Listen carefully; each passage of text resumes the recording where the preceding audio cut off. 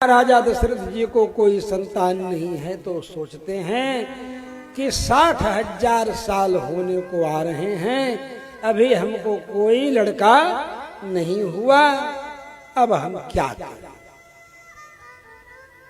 तब उनके मन में आया कि गुरुजनों को बुलावें, गुरुजनों से बात करें। गुरुजनों को बुलाया, गुरुजनों ने कहा क्या बात है। तो राजा दशरथ ने कहा सुतार्थम हयमेधेन किमर्थम न यजाम्यहम्। पुत्र के लिए मैं क्यों न हयमेध, हय माने घोड़ा, अश्व, हयमेध माने अश्वमेध यज्ञ। अब पुत्र के लिए हम अश्वमेध यज्ञ क्यों न करें। पुत्रेष्ट यज्ञ का नाम नहीं लेते, अश्वमेध यज्ञ का नाम लेते। अश्वमेध यज्ञ क्यों न करें, क्योंकि कोई यज्ञ अगर आप प्रारंभ कर दिए रहेंगे और उसको पूरा न करें तो दूसरा यज्ञ कैसे कर सकते हैं।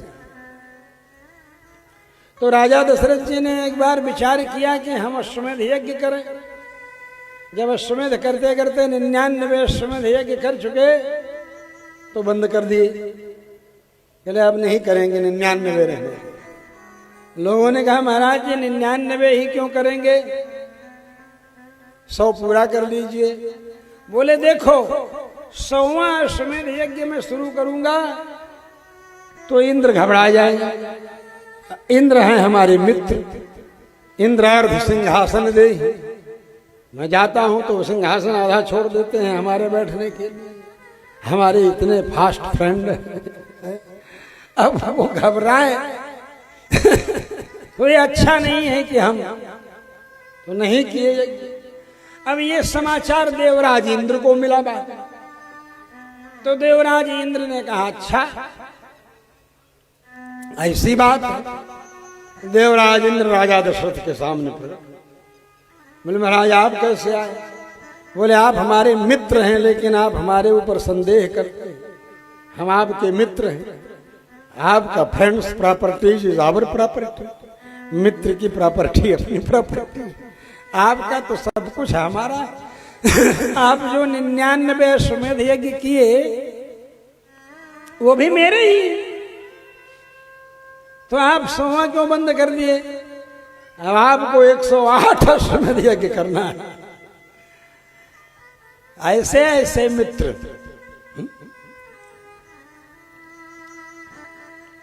तो चूंकि बंद कर दिया था 99 में ही यज्ञ, इसलिए पहले अब अश्वमेध यज्ञ करेंगे, उसके बाद ही पुत्रष्टि यज्ञ करेंगे, क्योंकि पहले का संकल्प यज्ञ करने का है तब ना।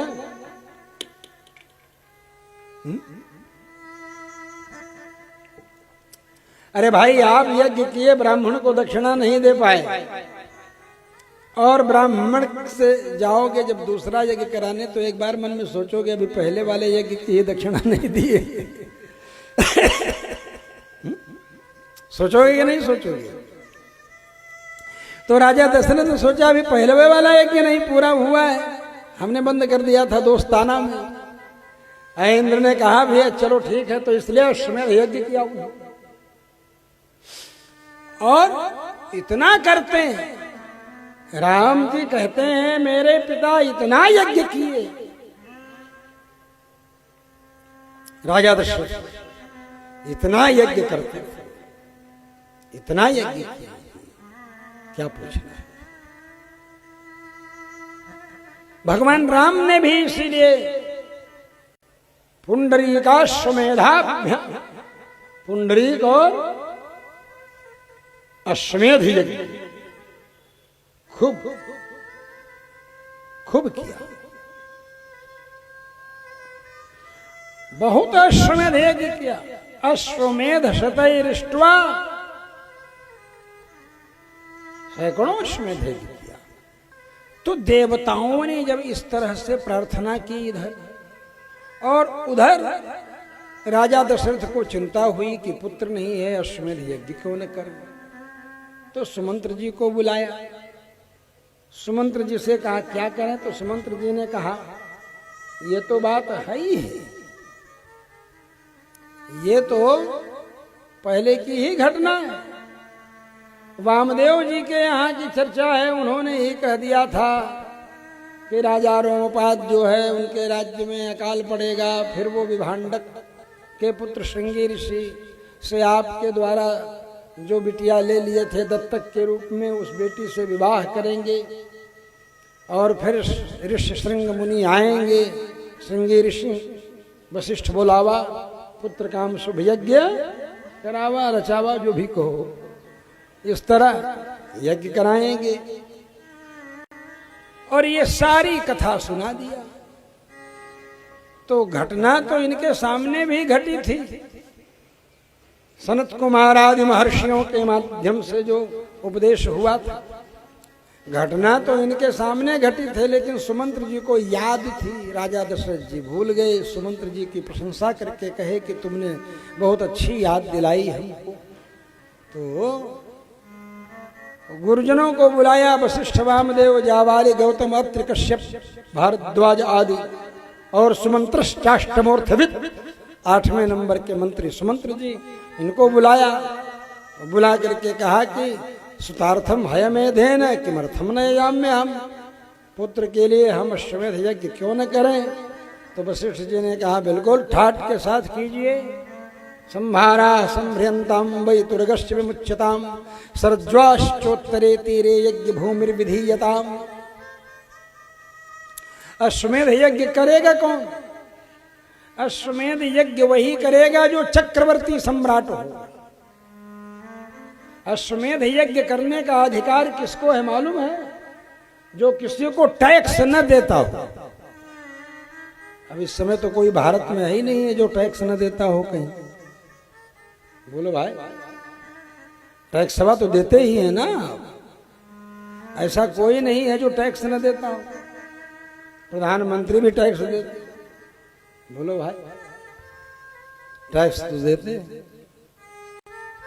तो अश्वमेध यज्ञ तो राजा जो टैक्स न दे किसी को वही कर सकता है। तो चक्रवर्ती सम्राट के अंडर में बाकी सब राजे रहते हैं जो टैक्स जमा करते हैं, लेकिन चक्रवर्ती सम्राट है पूरे भूमंडल का, वो कहीं टैक्स नहीं जमा करता है। तो राजा दशरथ चक्रवर्ती सम्राट, दसों दिशाओं में उनका रथ जाता था, कहीं भी नो एंट्री नहीं। किसी भी जगह जाने के लिए किसी पासपोर्ट वीसा की जरूरत नहीं। समझे? चक्रवर्ती सम्राट राजा दशरथ। इसलिए अश्वमेध यज्ञ किया, फिर पुत्रेष्ट यज्ञ किया। प्राजापत्य पुरुष प्रकट हुए, प्रगटे अग्नि चरु कर लीन है, हाथ में चरु लेकर, विभांडक चरु उसको कहते, जो श्रृंगी ऋषि ने बनाया। विभांडक चरु, सामान्य चरु में जो है वो दूध नहीं पड़ेगा, केवल बिना माड़ पसाया हुआ भात जो है वही चरु है। लेकिन विभांडक चरु में दूध में वो चरु बने। समझ गए? और उसके बाद वह चरु दिया गया। आधा कौशल्या जी को दिया, आधा फिर कैकेयी जी को दिया। कैकेयी जी ने उसका भी आधा कर दिया, आधा अपने लिया, और फिर आधा सुमित्रा जी को दिया। सुमित्रा जी ने उसका भी आधा लिया, और फिर आधा जो बचा वो दोनों थोड़ा थोड़ा सुमित्रा जी और कौशल्या जी को दे दिया। ये बड़ा तगड़ा विज्ञान है, ये रहस्य है भगवान के अवतार लेने का। धर्म के रूप में भगवान अवतार लेते हैं। रामो विग्रहवान धर्म, मूर्तिमान धर्म है राम। चारों भाई, अनुकूल ऋतु आ गई जब, ऋतुओं का राजा कौन है? ऋतुओं का राजा ऋतूनाम कुसुमाकर, बसंत है ना। तो बसंत ऋतु के 2 महीने कौन कौन? चैत और वैशाख। इन चैत और वैशाख को संस्कृत में क्या कहते हैं? दोनों वैशाख और चैत दोनों संस्कृत के शब्द हैं, लेकिन इनके लिए और भी चैत और वैशाख के लिए एक शब्द क्या है? मधु और माधव। मधुमास। मधुमास, मधु जानते हो ना, मधु में मिठास होती है ना, मधु में मिठास होती है। अब चैत में आम के पत्तों में भी देखोगे तो मधु, पत्तों में भी ऐसे मधु की तरह चिकना रहता है, उसको छाटो तो मीठा मीठा लगता है, भून के उसमें चिपक जाते हैं जाकर, समझ गए? तो मधु, मधुमास नाम। नवमी तिथि मधुमास पुनीता, शुक्ल पक्ष अभिजित हरि प्रीता, मध्य दिवस अति शीतन घामा। भगवान राम जब अवतार लेते हैं तो मधुमास में, माने चैत्र मास में अवतार, भगवान चैत्र महीना में अवतार लेते। अब अवतार लेने पर सब मगन हो जाते हैं अयोध्यावासी, मगन होकर के सब आनंद से सोहर गाना शुरू करते हैं। अब सोहर गाते हैं तो सोहर में अपना स्वर में स्वर मिलाते, समझे? और स्वर में जब स्वर मिलाते हैं, भले इनका स्वर न मिलाओ, बेचारे मोबाइलें देख रहे हो लीड लगा कर, तो यह भी नहीं ज्ञात हो पाता स्वर क्या है। स्वर ही ईश्वर है, लेकिन अगर मिलाएंगे तब ना, जब मिलबे नहीं करेगा तो कहां से मिलेगा?